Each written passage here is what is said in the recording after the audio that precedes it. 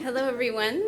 I want to thank the organizing committee for inviting me to share with you the area of my expertise, which is qualitative research science. So quite a bit different from some of the perspectives that we've heard so far, although Jenna did a great job yesterday of setting the stage with her study that I am also a part of, looking at substitution practices. But I'm going to give you a broad overview today of what qualitative research methods are, what their purpose are, how they can complement other methods of research, and then specifically what's been done in Canada in this area and what I think needs to be done so that we can advance the science in terms of hearing from people on the ground, and not specifically people using cannabis for medical or non-medical purposes, and including their voices.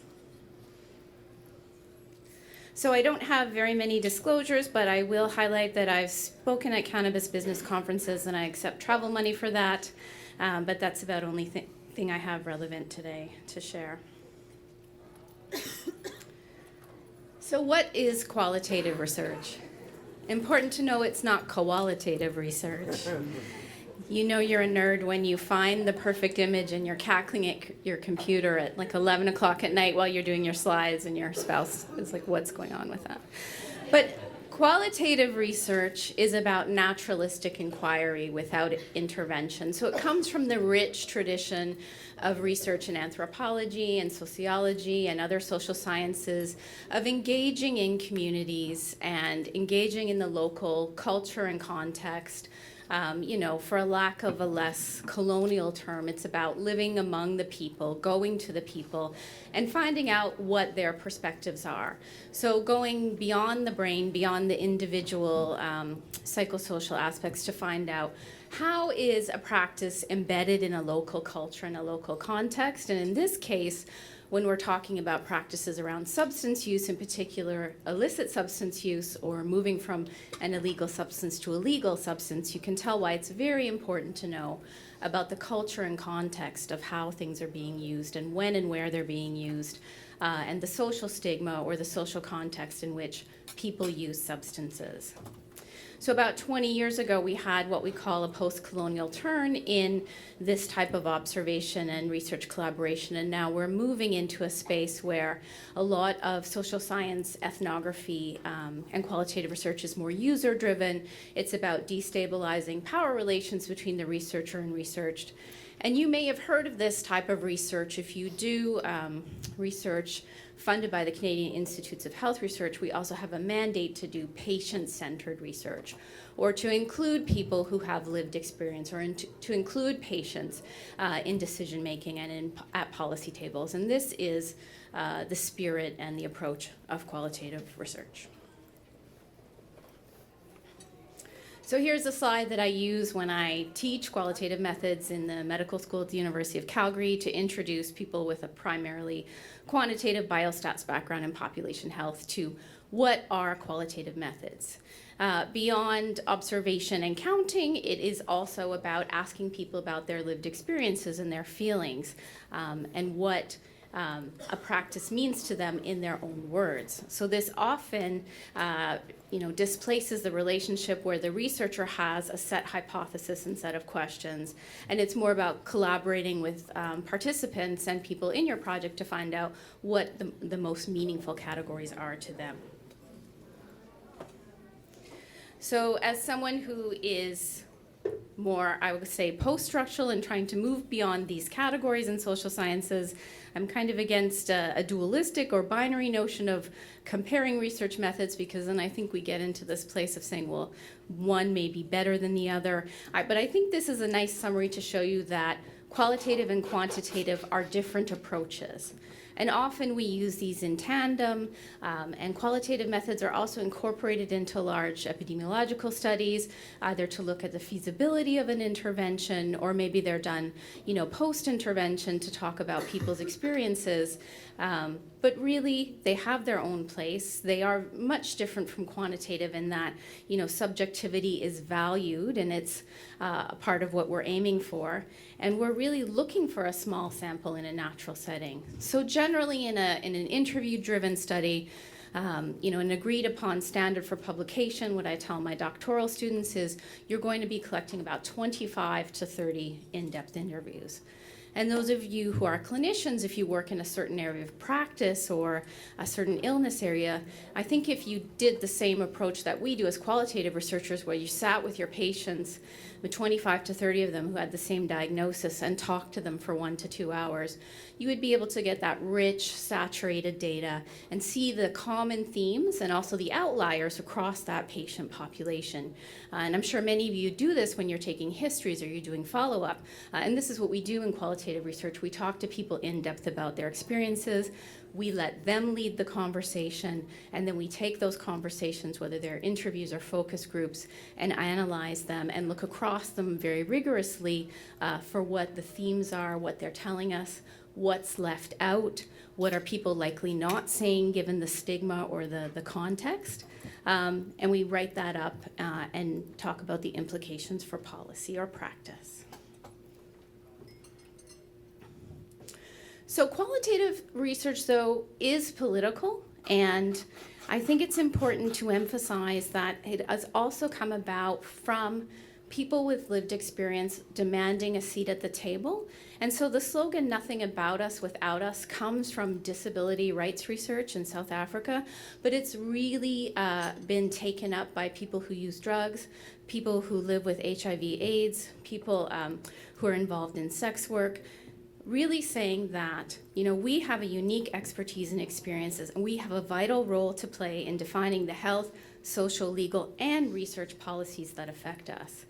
And in my world, and in the world that many of my researchers, my co-researchers who are presenting on this panel today, it's absolutely mandatory that we have people with lived experience as collaborators on our grants or as meaningful advisors. And I have to really highlight, our stakeholder partners within and outside government have really brought people with lived experience of cannabis use and drug use to the table at many of our policy forums and research workshops as we've been on this path to legalization. And this is because having people who have the lived experience really helps to get beyond the stigma of researchers defining what the problem is who may not have experience in the area.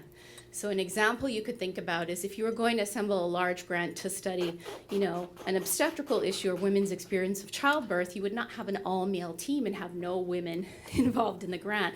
And this is the idea around incorporating people with lived experience of drug use or mental health or of sex work into our grants in harm reduction, so that we know that what we're going to study is meaningful, relevant, and doesn't further oppress people who are already experiencing significant social stigma and oppression. So I'll give you a few examples of how to do this type of qualitative engaged research. This is from a project that was the basis of my doctoral dissertation at the Hospital for Sick Children, University of Toronto, several years ago now. But it was how I first got interested in cannabis research. At the time, I was primarily doing tobacco research, but in the study of young women's tobacco use, it was young women from downtown Toronto, aged 13 to 19. Lots and lots of experiences with cannabis and the different ways and practices that they were using cannabis. Now, this young woman was interviewed, and then I gave her a camera to go out and document her experiences in everyday life with smoking and quitting. And why this was significant at the time is, close to the late 90s, all of a sudden rates of smoking among adolescent girls had blipped up above those of young men. So we really needed to know more about the culture and context of young women smoking and how gender might have factored into that. And you can see here a young woman explaining why she mixes tobacco and cannabis in what's called a spliff, but talking about the different ways of mixing. I don't know about the dampness issue. I don't necessarily think that's correct. It may be, for the burn and the air pockets, but nevertheless, participants demonstrating to researchers the practices that they're engaged in and why this is important to them. So there are other great examples of this if you want to start to get immersed in the qualitative research area. Lives of Substance is a large project from Australia that looked not only at cannabis, but also at opioids and stimulants, and they interviewed a whole bunch of people from different backgrounds and included their stories portrayed by actors with audio snippets and with text on a website to really talk about the experience of addiction beyond the biological basis of addiction. So how it was embedded in people's work life, home life, parenting life. So talking to people who use substances recreationally or problematically in many different ways to access their understandings of addiction and what they needed around treatment. So this is a great teaching tool. I use it in the first week of my class to really reorient people who are practicing towards people's experiences in everyday life. Another example from a project that I'm leading in Alberta is a website we just launched on Monday called See Beyond, and it's a See the Lives video series. And this is based on a qualitative interview project with 43 mothers across Canada who have a child who have died from opioid overdose and substance use related causes. And from this qualitative project, we got funding from the Ministry of Health in Alberta to do a knowledge translation piece. Because these mothers, what's so unique about their stories is that they post-death in their experience of bereavement, they advocate not for more punitive approaches to policy, but very strongly for harm reduction, for safe drug supply interventions, and for decriminalizing drugs. So from the experiences on this website, we have a father that stepped up to be included and 3 mothers. You get to hear firsthand what they've learned about the experience of addiction and harm reduction and the policy changes they'd like to see in the form of a letter that they've written to their child. Another example I want to highlight because it's been, I think, a very powerful way of communicating the context of drug use is a Crackdown podcast from colleagues at the BCCSU, from Ryan McNeil and team of Vandu, and that's Garth Mullins, who's the host and lead. If you really want to experience that ethnographic immersion in the experience of drug use and addiction and how people who use drugs are impacted by policies that criminalize them, I would urge you to listen to the first 2 episodes that are up right now. Very powerful, very moving, and also very research evidence-based, talking about the interventions that have harmed people and the interventions that people who use drugs would like to see, and obviously based on a rigorous program of ethnographic research with people in downtown Vancouver. So having set the stage, let's talk about cannabis and what we know. We do have a very small body of qualitative cannabis research in Canada. We have some knowledge of medical use and patient perspectives, a little bit of knowledge of what it was like to use cannabis as a stigmatized substance pre-legalization, very limited approach to what we know about gender, and some research on how cannabis was sold and the politics and organization of illicit markets.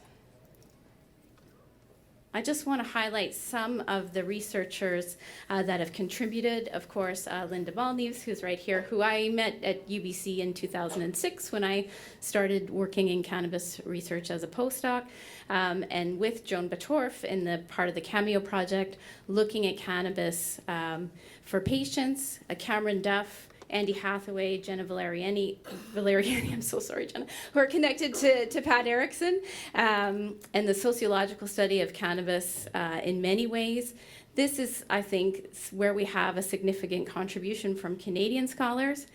The paper from Warner that was really sparked my interest in adolescent cannabis use, Girls Are Retarded When They're Stoned. This came out from some projects that were going on at CAMH up until 2010. So really interesting starting picture, but really we don't have a full picture of research engagement with people through this qualitative lens. But I just wanted to highlight some of the key contributors who've really paved the way for us. And here's just an example of some of the studies and some of the areas that we know about qualitatively, including just highlighting my recent work with parents in Vancouver that's now ongoing in Calgary and Vancouver post-legalization, because parents have more or less been left out of these conversations about developing resources through the lens of parents who are active medical or non-medical consumers. Most of what we've developed and most advice we give to parents about talking to their young people assumes that parents don't use, and I think it's safe to say that's not the case and that there's a range of experiences that haven't been incorporated. So here's just a roadmap of some of those studies. To drill down further, I want to highlight the TRACE program of research that I was involved in with UBC as a postdoc, and now thanks to getting my first grant as PI, I am continuing this at the University of Calgary. So TRACE is now in its 5th iteration, but it was really the first qualitative ethnographic study of youth who use cannabis frequently. So this is youth who are using cannabis daily in 3 BC communities, age 13 to 19, and we spoke to them, but we also were immersed in communities by talking to parent advisory councils, law enforcement, teachers, clinicians, to really understand the culture and context. And this was the first study that looked beyond harms and asked young people, what are the benefits that you experience and what do you see as the harms of using cannabis frequently and daily? And 2 examples that I usually highlight around this research are how young people incorporate harm reduction into their use. Sometimes as we grow older, we have distance from young people and we assume that they're not aware of the risks. But in this study in particular in regards to gender, we heard a lot from young women about initiating a party context and preferring to use cannabis rather than alcohol because they felt they were more aware of their surroundings, they were less likely to drink to a point of blackout drunk, and cannabis intoxication kept them safe from unwanted sexual attention. So this is a powerful example I've used, and we published narratives about this in a paper. I'm not recommending this as a harm reduction strategy that we disperse to young people, but rather to think about if you engage with young people, you have to be cognizant of the risks around gender and context and how they make decisions. Similarly so for young men in particular in BC, cannabis was used in what they perceived as very positive ways to break out of stereotypical masculinities, to bond with friends, to have emotional, intimate conversations, and to participate in sport and outdoor activities. So this stereotype of young people using cannabis, playing video games and eating Cheetos and staying in the basement, that they heard a lot of and they told us they pushed back against, really didn't resonate with them. They rejected this idea of being a stoner or a burnout as they described it. And so we developed this intervention for BC schools called Cycles, based around young men who are experiencing cannabis use, who are participating in mountain biking and other activities. And the film did not include any, lecturing or even any information about health and legal consequences. It was all based on young men being peer leaders and being role models and being good partners and being good brothers and having discussions about how to reduce risks in their context. And just a second example to show you what we know and what we don't know in Canada, and to make the case for further qualitative study. As part of work that a unit at my university has been doing for the Mental Health Commission, we've been doing a scoping review. And out of 1,900 studies, we've found only 18 referenced in the medical literature that speak to qualitative. And this is likely because a lot of the social science articles that I've spoke of earlier from Canada would be left out of some of the databases that we included. But nevertheless, you can see there's only about 2 studies that have looked at cannabis qualitatively and actually spoken to patients or spoken to providers about their experience. So we know a little bit about a few areas, but really we are lacking meaningful engagement, in particular with populations who may be most at risk or most vulnerable, experiencing mental health conditions, and especially around psychosis is an area I think I'd like to see more engagement with in Canada. So finally, just to close it off, implications and future directions, as I've mentioned, building on the themes that we've been seeing today, obviously substitution and co-use practices is an area we definitely need to know more about if we're going to design education or design interventions. We need to hear from people in natural settings about how they're using in real-time ways and how that use is not just an individual practice but bound up in what is happening in their social context, in their families, and in their peer context. We have not had any engagement with what I would call the quote-unquote high-risk populations, in particular pregnancy and breastfeeding. And I'm glad to just be starting a bit of a collaboration with the Canadian Association of Midwives to talk about harm reduction strategies for midwifery clients, and especially youth who may be at risk for psychosis or having a family history. We do hear a lot from clinicians. We haven't heard from youth and families who've experienced cannabis use and how that relates to their experience of psychosis. And I really think that's a priority for the community.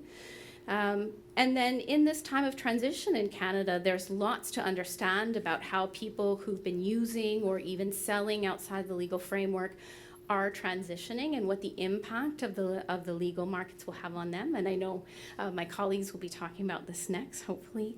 And then the new cannabis industry. This is an area I think that voices need to be heard and people can engage in a meaningful way to understand what are those common areas, what are these practices, what are the tensions, and what are some of the assumptions about working inside and outside the cannabis industry, so that we can document some of these changes and how these practices have come about in Canada. So thanks very much, and I look forward to questions.